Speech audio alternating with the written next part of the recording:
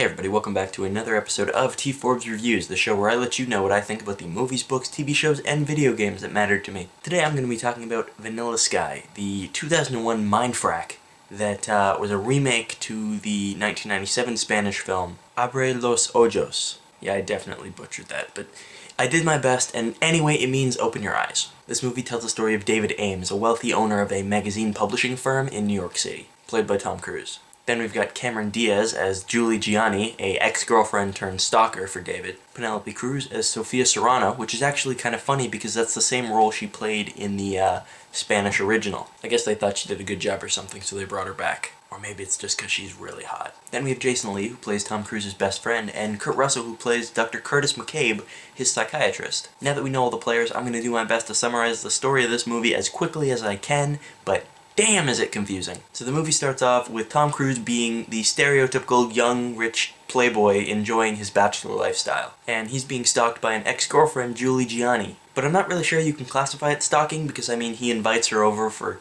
sex on a fairly regular basis, but whatever, movie. Anyway, one night at a party, he's introduced to Sofia by his best friend, and after using her to kind of be cover to escape his stalker, they end up spending the night just talking and fall in love. If you're keeping score at home, David Ames is a terrible friend. It's less than 30 minutes into the movie, and he has already stolen 2 girls his best friend showed an interest in. So Julia doesn't really take that all that well, and she ends up crashing a car while they're both in it. It kills her. He gets seriously disfigured. So now David's understandably upset because he has to wear a mask to cover his disfigured face for the rest of his life. So he goes to a bar, gets blackout drunk, pisses off Sofia, chases her away, blacks out, passes out, wakes up in the morning, she's there, they kind of reconcile, and he starts on the path to getting his life back together. Gets a little work done, his face is fixed, then everything seems to be going okay. Except at this point, he starts seeing glitches in the Matrix.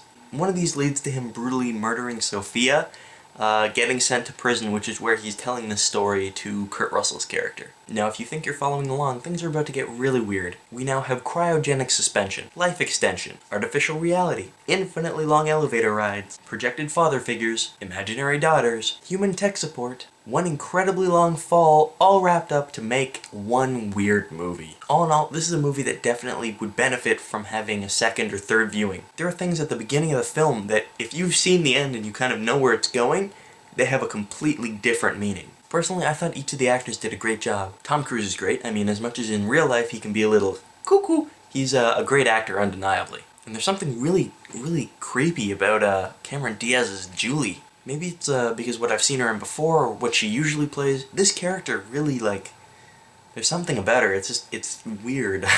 But it all kind of comes together to create a really truthful portrayal of a girl that may have a few screws loose. But if you pay attention at the beginning of the movie, she does get the chance to do that weird butt dance she does in every one of her movies. Penelope Cruz is just...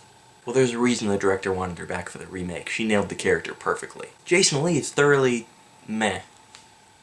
He's Jason Lee. But Kurt Russell plays a pretty convincing father figure and no-nonsense shrink. Vanilla Sky starts off as a pretty standard movie about David's life and loves, with the twist that he's in prison for murder, but pretty soon the entire premise has been flipped on its head. To be fair, there is a full explanation for all the weirdness at the end of the movie, but my problem is, it explains why we're confused, but it doesn't explain what really happened. And for that matter, not even their explanation is comprehensive, because at the very beginning of the movie, before he's supposedly met her, he hears Sofia's voice, which is supposed to be before they started dreaming, so you gotta wonder, was the entire movie a dream?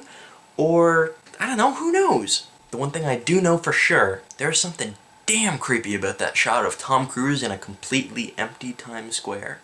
It's just, ugh. If nothing else, that's what stays with me when I watch this movie. Anyway, thanks for watching. Don't forget to like, comment, subscribe if you want to see more. Feel free to check out some of my other channels, and I'll see you guys next time.